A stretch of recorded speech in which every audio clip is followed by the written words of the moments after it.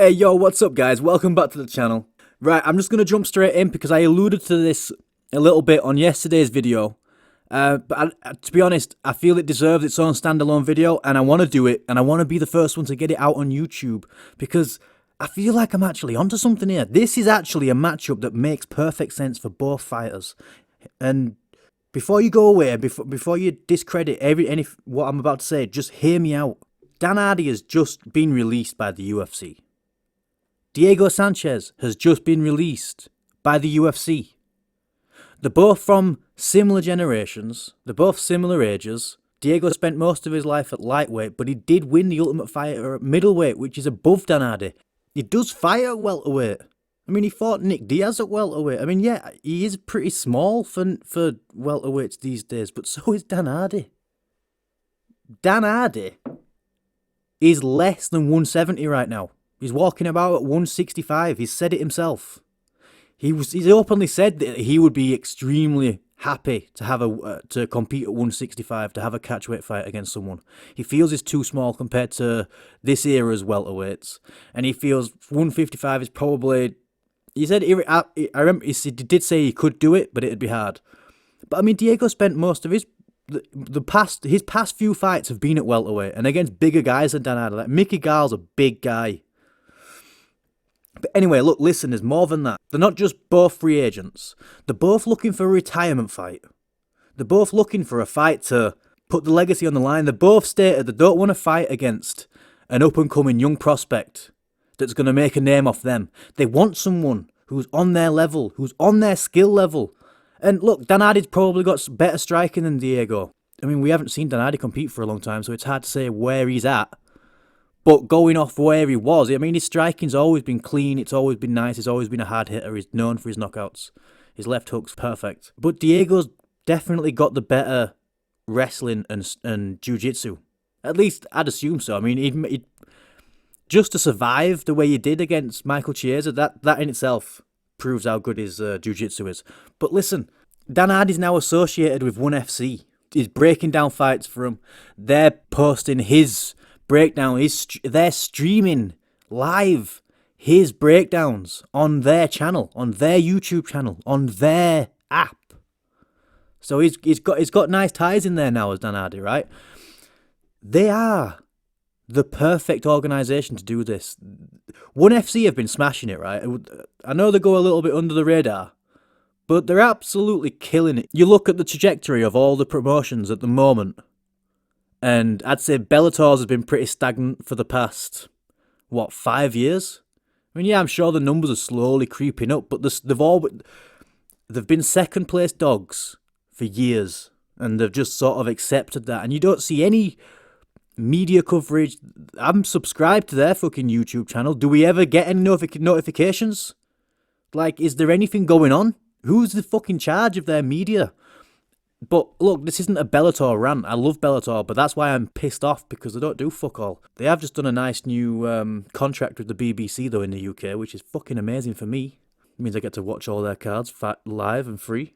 Fucking beautiful. ONE FC are smashing it, man. They put out so much content on their channel. You can watch all their events live and free on the YouTube channel. They've got their own app. You can watch it on the app. They're doing a really good job, man, of pushing the fighters, of creating the fighter profiles, signing the right names like the Demetrius Johnson and Eddie Alvarez. Like, that's brought in a lot of attention. They're doing things right. And they have solely MMA fights. They have pure jiu-jitsu. Not jiu-jitsu. They have pure Muay Thai fights. They have pure kickboxing fights. I'm sure they'd be open to pure jiu-jitsu fights, but I've just not seen one. Maybe they have had one, I'm not sure. But they've also been known for having catchweight fights. They're not bothered. Like, UFC is very strict. Yeah, sure, there's the odd one. We might have like 3 or 4 catchweight fights each year due to fighters not being able to make weight or whatever. And last minute, you know what I mean? People have got 5 days to make weight, so they've changed the fight to a catchweight fight instead. But ONE Championship, they're a little bit more relaxed with the rules and the structure, or whatever you want to call it. They're willing to bend.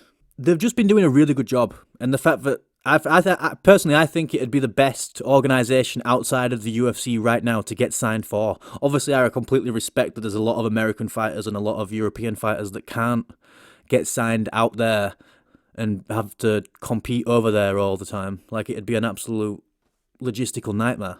And I get that, and I respect that, and I understand that that's why there's a lot of Americans that aren't interested in fighting over there, because it's just too far afield. If they started hosting more and more events over in America and Europe and stuff, I'm sure they'd attract a lot more bigger names. But they've got some names. Dan Hardy's working for them now. They'd push this fight. Do you know what I mean? They would push this fight. They'd do a good job of pushing this fight. They'd do a good job of the press conferences. They'd do a good job of the media.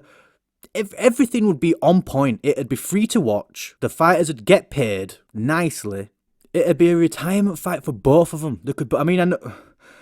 This kind of goes against all of this entire video, but Dan Hardy was on Mike Swick's podcast the other day, and he actually said that he's had a few offers, this and that, but the main one that's most intriguing to him at the moment is a boxing offer that he's had. But he did also say that he wanted to fight in MMA at least one more time.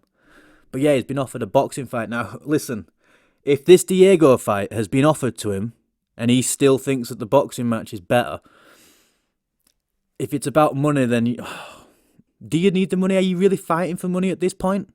But listen, if you're fighting for something more than money, if you're fighting for legacy and like redemption, let's be honest, man, you got ripped away from the sport far too early. You still had so much to prove. But listen, this is the perfect fight for both of them. I don't care. This is the perfect fight. This needs to reach them. This needs to reach them. It don't really matter who sees it, as long as them two see it. As long as them two think it's a fucking good idea. Because let's be honest, who else do we want to see Diego Sanchez compete against? I'm pretty sure everyone thinks that he should retire. I'm not against it either. I'm with you on that. Against 99.9% of opponents, but against Dan Hardy. That makes sense to me. It makes sense for both of them. And yeah, I completely understand that one of them is going to be going out on a loss. You know, if it is truly both of their retirement fights, one of them is probably going to lose. The chances of it being a draw is minuscule. But regardless, go out on your shield. It doesn't matter. Yeah, one of you is going to lose. One of you is going to lose in every fight that you have. Doesn't matter. Go out on your shield, man. One of you is going to go out happy that day, and one of you is going to be disappointed. But both of you are going to be winners. Both of you are going to be remembered as warriors, savages, the outlaw versus the fucking nightmare. Listen, this is the one, man. Diego, listen, I know you're looking for a manager. If you need me, holler up. I'm here, boy, because I'll be honest with you. I've got nothing else better to do. And it'll be sick. And this is a sick fight to make, mate. But I want 20%. Hey, you know what I'm saying. Anyway, listen. Comments below now. Spread it. Share it. Like I said, to your mum, to your nan. Not bothered. Just make sure it reaches them. That's all that needs to happen. This fight needs to happen. I'll be honest with you, I don't want to see either of them a fight against anybody else now that I've said it in my head. If there's another free agent on the market right now that's able to sign a contract against either of them two that's their age, their skill level, and at the same point in their career that's wanting to have a retirement fight, you name them. Tell me. Listen, but before you start mentioning Anthony Pettis, I personally believe that he would beat Diego Sanchez. I think he'd be a good matchup for Dan Hardy. However, he's signed to the PFL. So it'd mean Dan Hardy or Diego both signing to the PFL in order to fight Anthony Pettis. And Anthony Pettis, I think, is a little bit younger than both of them. I think he's still fairly competitive outside of the UFC, to be completely honest with you. Tell me who else. Who else have you got? This fight needs to happen. That's all I've got to say.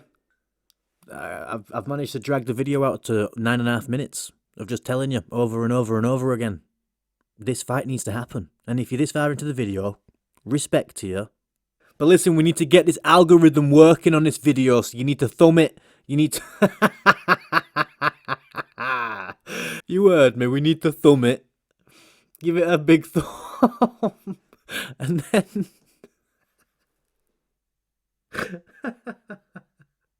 Fuck's sake. Look, you know what you need to do. If you want to see this fight, make sure someone sees this. Who can then tell someone, who can then tell someone who's going to tell Danade. You know the deal. Thumb it. A big shout out to my friend Blair for producing the amazing background music. If you're looking for a producer, mixer, or just love good music, then head on over to his page and give him a follow. That's the end of the video, guys. Thank you so much for tuning in. Please don't forget to like and subscribe for more MMA content just like this and more. I'm your host, Geraint Lewis. See you next time. Peace out. I love you. See you soon, boy.